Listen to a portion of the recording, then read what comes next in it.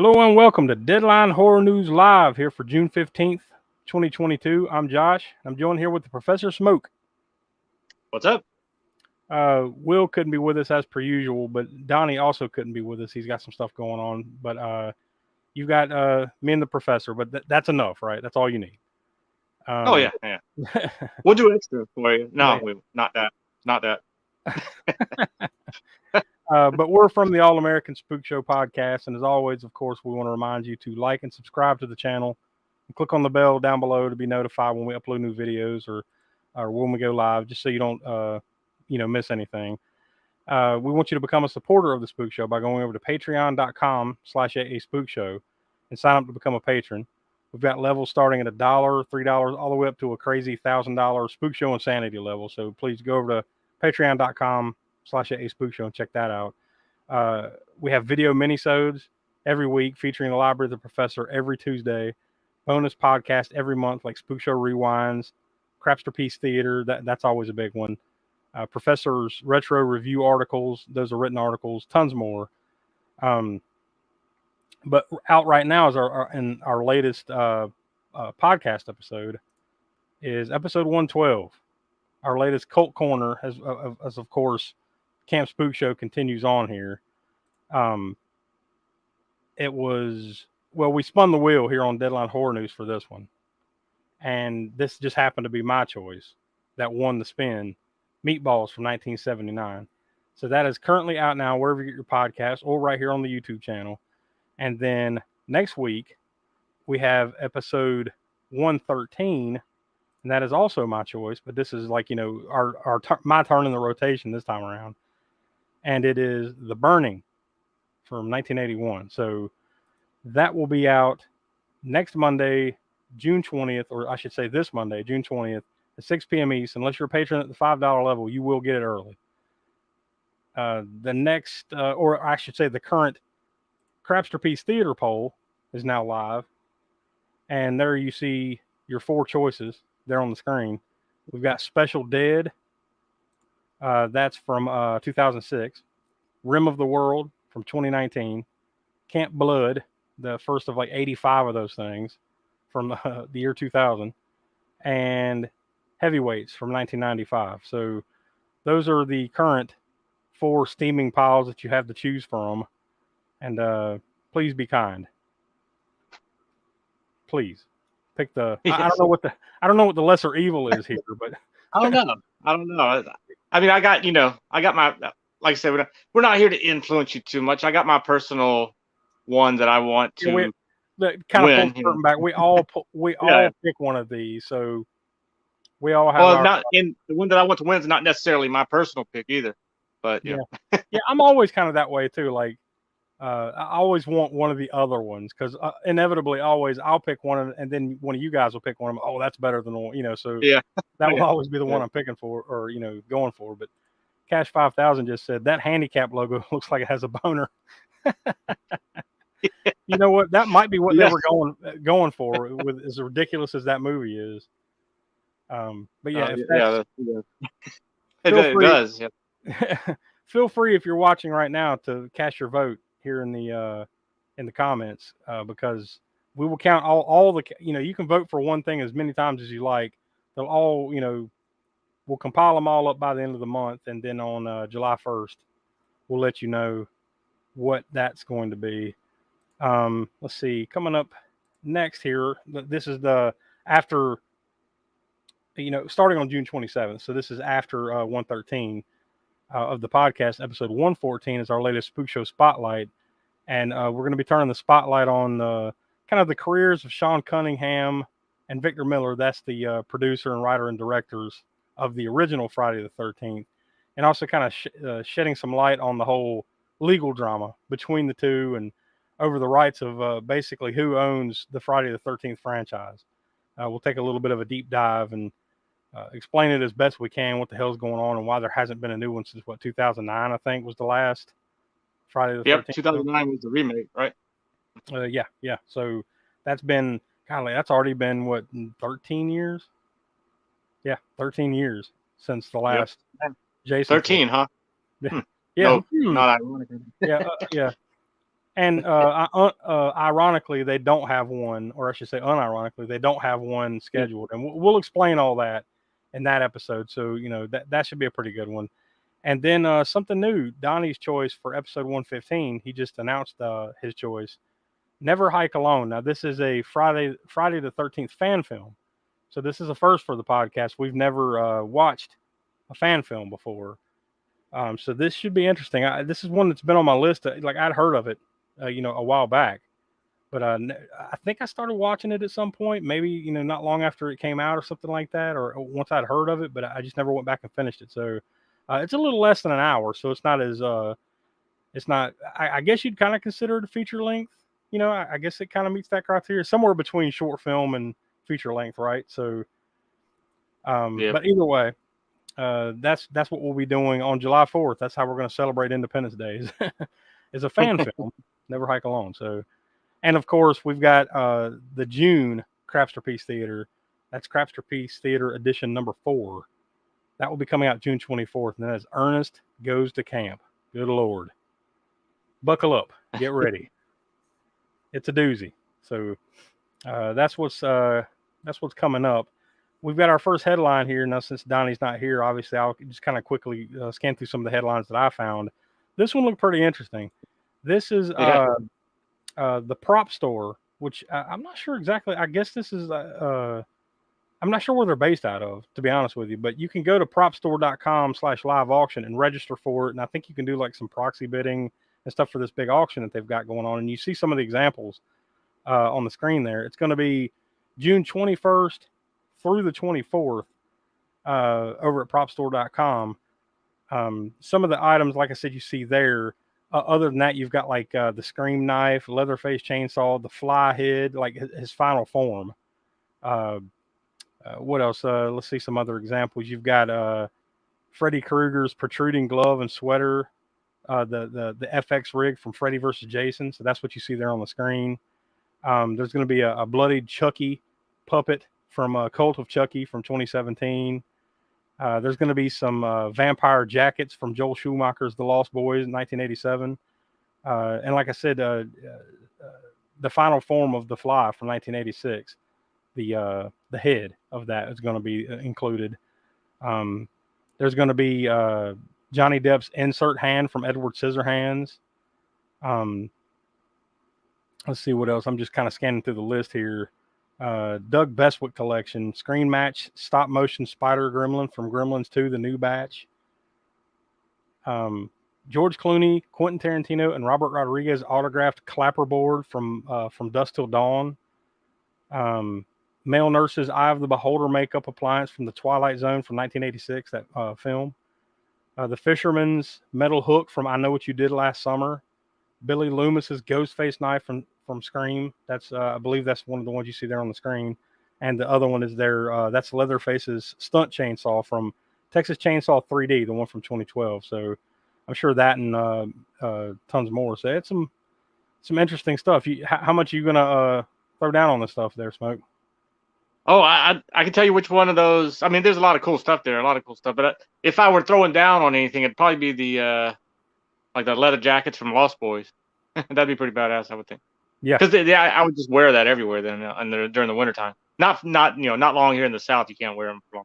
Maybe like a week out of the year, but for that week I would wear those Lost Boys leather jackets. Yeah, and this write-up that I found about it, this is on bloodydisgusting.com, by the way. It has like what they think, I guess from the auction house, what they're kind of estimating what these things will sell for. Those Lost Boys jackets, they're estimated to sell between $80,000 and $120,000. Oh yeah, that's not much, right? Yeah, I got that. No, that I won't be throwing in on that. Yeah. Yeah, like almost all of this stuff is extremely expensive, as you could expect. I mean, I might start the bid. $100 on the Lost Boys. You just throw down $50 and cross your fingers. You never know. Well, no, it's not going to win, but I can at least get the opening bid going. Yeah, I'm just getting the party started. I don't expect to win. Yeah. Somebody's got to start it. Yeah, but this next headline, there's going to be a documentary coming out on Shudder July 21st. It's called This Is Gwar. Smoke, I know you're probably a huge Gwar fan, right? That's one band I have never. I mean, goddamn. I mean, they got the badass stage show, and it's one I've never seen live. So yeah, same. Yeah, I here. would love to. I'm not. I've never been to one of their shows. It's kind of always been one of those fringe things where it's like, oh, that's kind of cool, But I've never been to a show, or I'm not into their music or anything like that. Although I think they're more of a show thing really than Yeah. So I mean, they got albums and stuff, right? Yeah, I mean, it's Gwar. Everybody knows it. They got their gimmick with the costumes and all that stuff. It's kind of, to me, it's kind of like they're like the extreme version of Kiss. Yeah. Kiss has got their gimmick and they got their stage show. And some people would argue whether the music's really all that great, when it comes to Kiss or whatever. Me being a Kiss fan at 5 years old, I would argue, oh yeah, it's good music. Yeah. But I can see how somebody would say that it's just just pop whatever when it comes to Kiss, and that the stage show and everything else is what it's about. And some people would say that about Gwar, but I mean, it all depends on what your taste in music is. But yeah, they do have their gimmick, humor and gore and stage show stuff. I've got the trailer here, so bear with me for just a second as I let me see. Hey, there we are. You can see us. Peekaboo. What's up? Bring up the screen for the trailer. Give me just 1 second. I'm a one-man band today since Smoke. I mean, I'm sorry, Smoke. You're right there. Donnie's not here, so here it is. Share that. Okay. All right, here we go. Here's the trailer for This Is Gwar. If you enjoy the music of Barry Manilow, Liberace, or the Bee Gees, then you're going to hate Gwar. Their name is Gwar, and Gwar, the band from hell. That band, Gwar, has got to be the raunchiest, most rotten band. They are the worst. Basically, they're barbarian interplanetary warriors who play heavy metal music and shoot various bodily fluids all over the audience. Gwar was a big, violent, sexual, theatrical rock show. It's performance art, but it's this performance art that doesn't take itself seriously. They were the scumdogs of the universe, banished to the shittiest planet they could come to. That's the thing? Your act has been described as obscene and disgusting. What do you say to that? Very accurate. What you're not seeing is what's going on behind that stage that's making this whole show work. And it's people frantically working their asses off the whole time. It's an artist collective. Gwar is a group of people that are determined to make art together. They make everything themselves. When something needs to be done, they just pick it up and get it done. Gwar has never been famous, but we've had these little nibbles of fame. Alice in Wonderland gets nominated for a Grammy, and we're just all thinking, man, somebody really fucked up. We're going to start making movies and comics, and we're going to be a punk rock Disney. But it's also where it all fell apart to a degree. It was a little bit destructive. I just didn't see the story having a happy ending. Chaos has been what's made this band move forward. You don't do Gwar because you want to get famous. You do Gwar because you fucking love it. It's like the world needs a Gwar. It was a joke, and we just kept going with it. It's like jokes on everyone else now, 30 years later, It's a joke with no punchline. Most amazing, cataclysmic rock and roll event of the century, ladies and gentlemen. This is Gwar.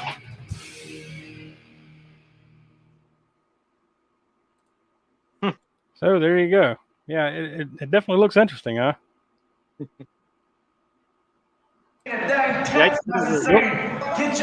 Yep, told you there'd be some kind of mistake. There you go. Yeah, I used to have an old VHS of I think what the Gwar put out in 1989 or 90s. Maybe it was tying into Scumdogs of the Universe. I remember it had some of their music videos tied around a story, and it was a typical Gwar type story. I just can't remember what the damn name of that particular VHS video was, but it was cool. They had their little Gwar stuff going between the segments, their stage show type stuff, but telling a story wrapped around the videos. I remember Gore was one of the videos, one of the songs, and I believe that was Scumdogs of the Universe. So yes, I would definitely be interested in seeing this documentary. Yeah, and it's directed by Scott Barber, who I can't remember. He had done. I didn't write it down. I meant to write it down. He had done another documentary. Hold on, I'll find it real fast. Oh, Orange Years, the Nickelodeon story, and it's produced by Tommy Avalon and Josh Goldblum. And Josh Goldblum had done VHS 94. So, yeah, it looks well done. So, looks interesting enough. So, yeah, that'll be coming to Shudder on July 21st. And let's see, the last headline that I pulled here. Boom. Stranger Things 4 is now Netflix's most watched English language series ever. It has racked up, well, it's only been out since Memorial Day, I think. It has racked up 781.04 million hours. That's the hours people have viewed it on Netflix. The reason it's the most watched English language series is because Squid Game is still the most viewed. I didn't get the number, but it's way more than 781 million apparently. So, yeah. Have you started watching this one yet, or have you seen it yet?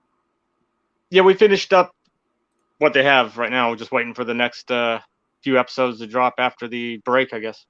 But yeah, we caught up with it.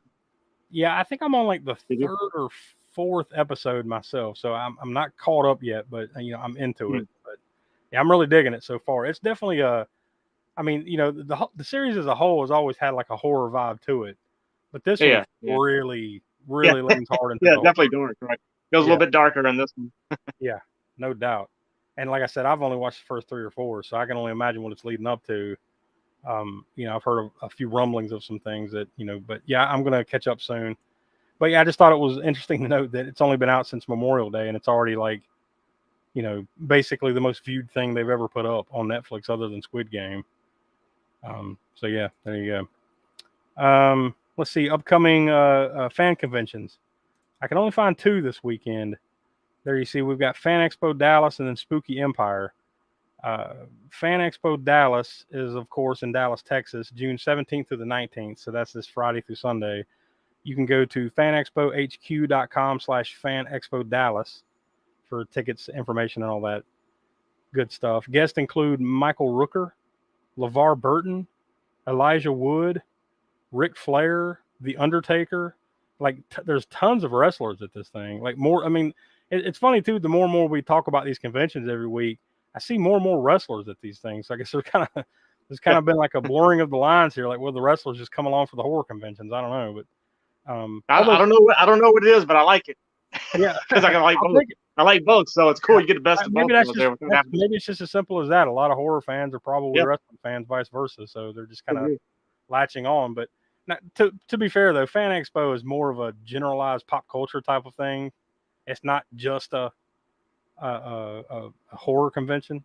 They just happen to have a lot of people that they go to these things that are kind of connected to horror, but it's not necessarily a horror convention, to be fair. But yeah, so it looks like it's a pretty impressive list if you go over there to fanexpohq.com to check it out.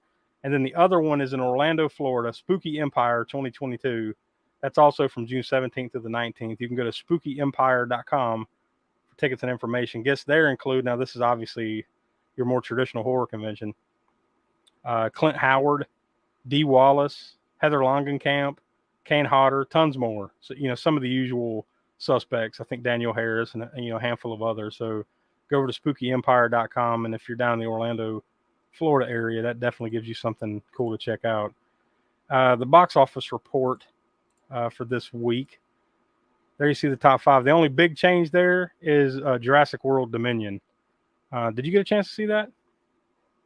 Not yet. I haven't seen that one yet. I've seen Top Gun, Doctor Strange. Well, of the box office report, that's the only 2 in the top 5 I've seen.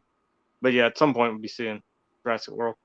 Yeah, number 5 there, you've got the Bob's Burgers movie. That fell from number 3.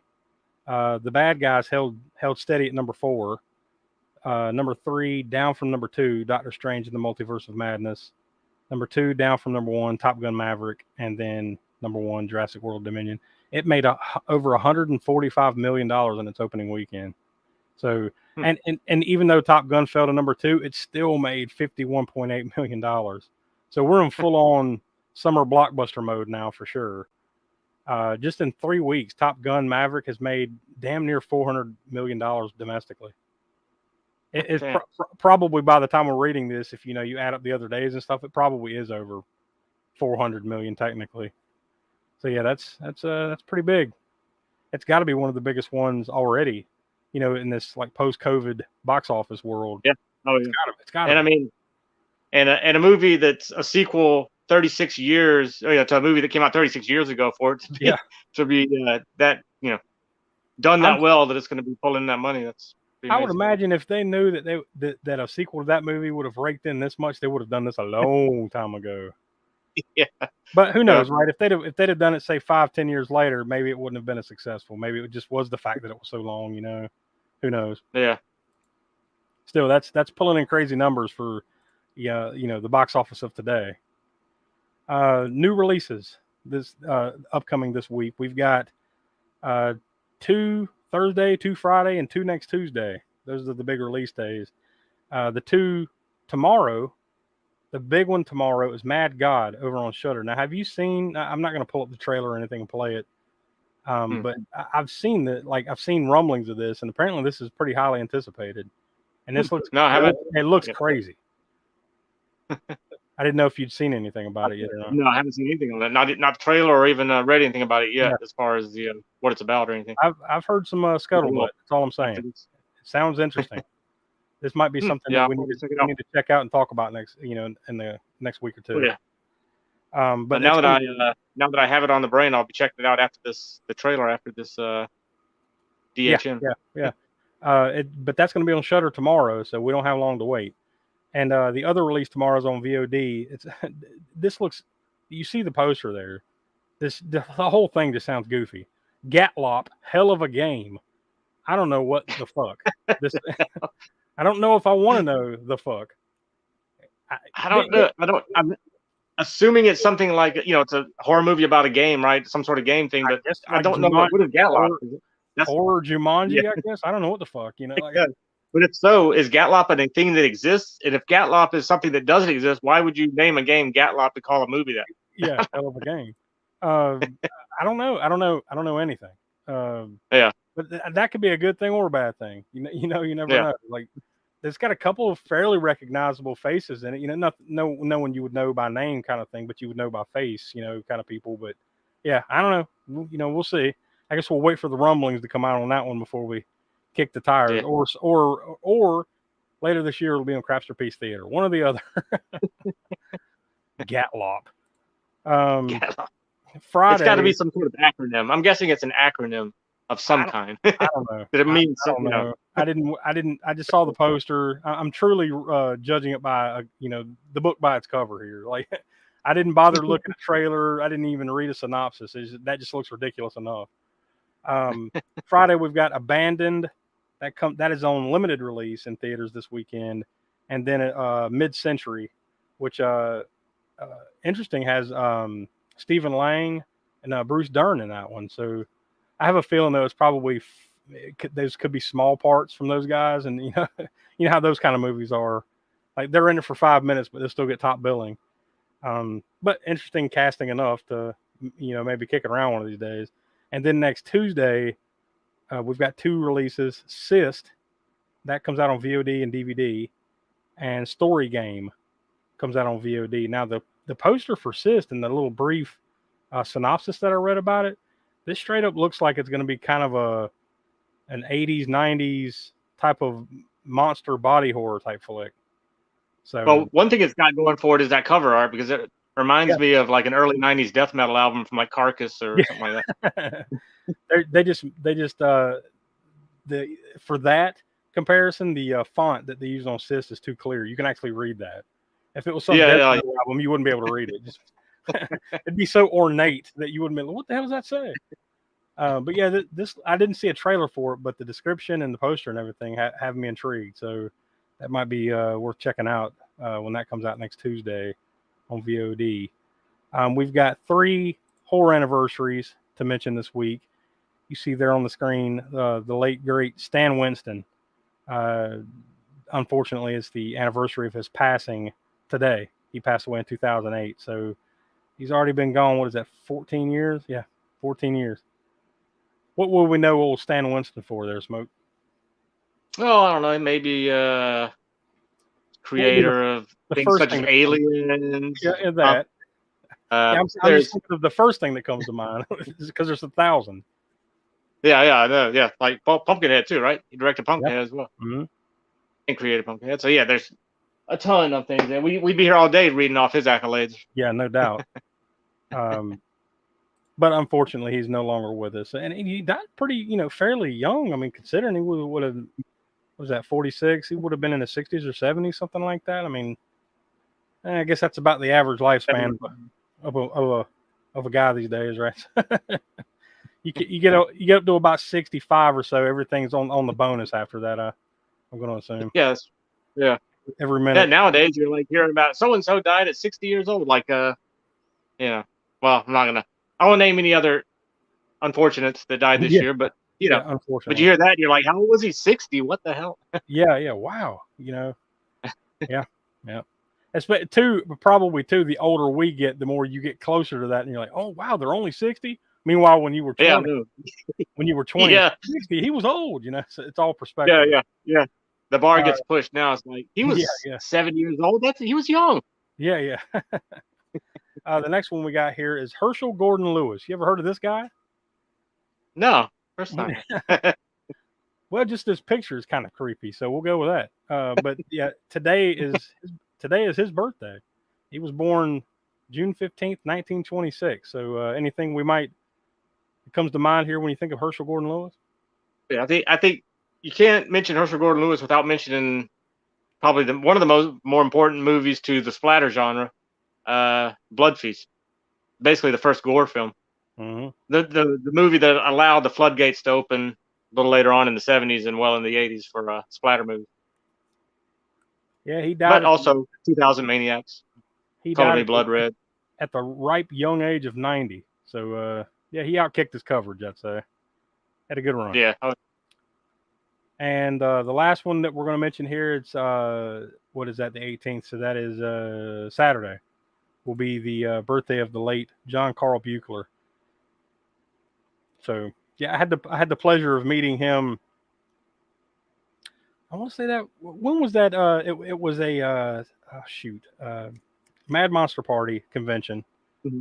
The one time they had it outside of Charlotte and down here in my neck area. Yeah. That's where I got to meet him and I got his autograph. He signed my Friday the 13th box set. I want to say that was 20. Yeah, I was going to say. It couldn't have been long before he passed. That was like 2016, 17, 18, somewhere in there. Yeah, it wasn't that far ago. I mean, it seems like forever ago because in the age of COVID, things everything slowed down to a crawl. Yeah, so it felt like forever ago. But yeah, it was probably. I guess it was maybe 20. Yeah, it wasn't too long. No, after that, been that long ago. And unfortunately, he passed away in March of 2019. So it wasn't long before that I met him. But yeah, really nice guy. But there's a whole story there that I think I've told before either on the podcast or the on Horror News about how I came across his autograph that day. I'm not going to in the interest of time, I'm going to leave it there. But yeah, it was a funny story. But yeah, that's all we got for this week. Once again, a reminder: Crapster Theater poll is live now. You see Special Dead, Rim of the World, Camp Blood, and Heavyweights. Those are your 4 individual steaming little turds for you to choose from. So take it easy on us. I don't know which one's easy, but you figure it out. Coming soon, like I mentioned earlier, episode 114, Spook Show Spotlight. That's on June 27th. July 4th, on Independence Day, we celebrate it with Donnie's Choice, Never Hike Alone. And then, of course, before that, though, you'll get your next dose of Crapster Theater, the one that you chose in May. You took a big dump on us for the month of June with Ernest Goes to Camp. So we'll finally deliver that next Friday, I believe. June 24th is not this Friday, but the next. So there you have it. So I guess that's it for this week on Deadline Horror News. Now, a little programming note. I'll let you know now. We will not be going live with the usual Deadline Horror News show next week.